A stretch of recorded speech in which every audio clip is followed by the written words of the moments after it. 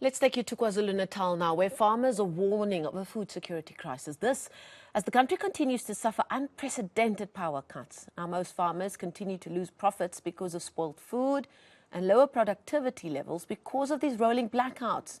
There are calls from the agricultural sector for government to intervene. Our reporter Latiwe Mdluli has been tracking the story for us, and she joins us now from Durban. Latiwe, thanks for your time this afternoon. This is not the first time you've been able to be in conversation with the agriculture sector in KwaZulu-Natal, a very, very important part of our agriculture sector in the country. And we've heard before, especially small-scale farmers, about the struggles they face with these blackouts. But what are some of the challenges the farmers are facing?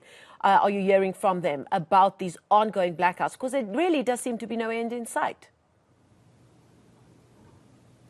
Well, Marcel, it's very difficult for farmers during this time because most of their produce is going to waste. And we visited a farmer today here in Durban, and he was sharing that they've had to cut down on costs, and also they are having to pay a lot more for their electricity bills, and also for the inverters that they're buying and the diesel that they're buying to use generators during that time where they don't have power. And most of the farms that they rely on electricity to keep on working and to keep productivity. So they are saying that they are dealing with a lot of issues currently in the sector, and the most that they are afraid of is the fact that if they do not work, there's going to be a threat to food production here in the country, and they are saying that already the food prices are way too high, and load shedding is going to be contributing to the fact that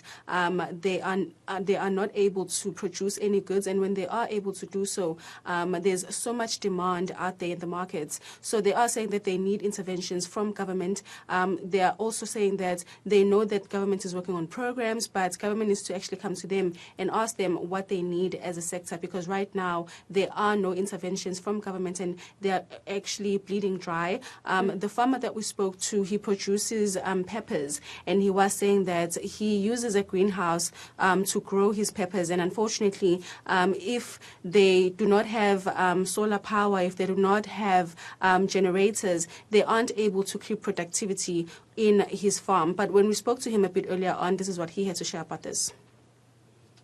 There's a lot of struggles in the industry, some emanating from 2021 unrest, COVID as well, which really affected cost of production. Particularly when it comes to fertilizer and various other inputs that we require to maintain our production and continue to be a reliable suppliers to our customers. But load shedding has also played, quite a pivotal role in our problems, particularly in the industry. Many farmers have lost production, particularly in the poultry industry. We've lost production in the industry when it comes to heat waves, and all of that relates to the ability to either reduce or maintain climate conditions where we can control them. Others have irrigation challenges. So there's really been a huge problem in the industry, and load shedding continues to be one that is top of mind. Latiwe, I remember speaking to the National Minister of Agriculture just a few weeks ago when they had an emergency meeting with the agricultural sector, but at a national level, about what their short-term and long-term needs are to try and get them through this current crisis. But what are you hearing at provincial level? What are the kind of measures that have been put in place to assist them there?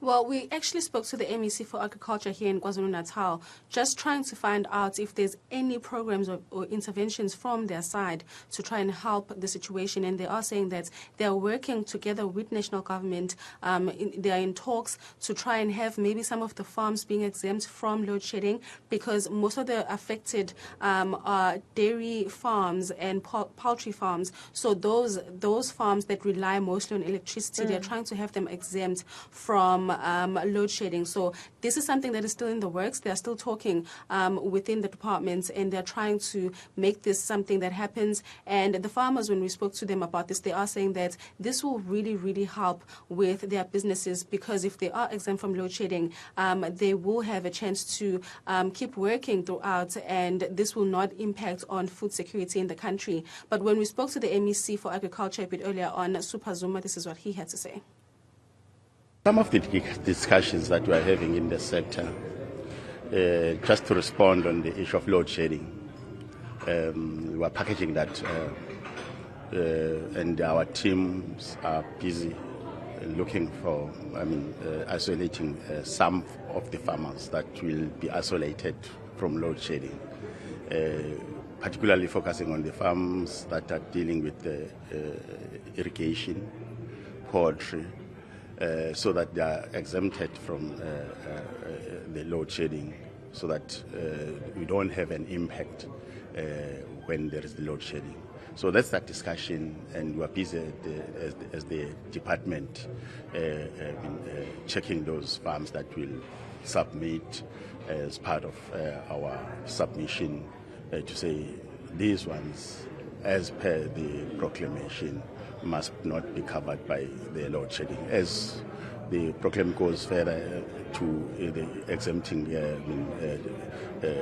clinics and hospitals, and even in the sector, we will do the same.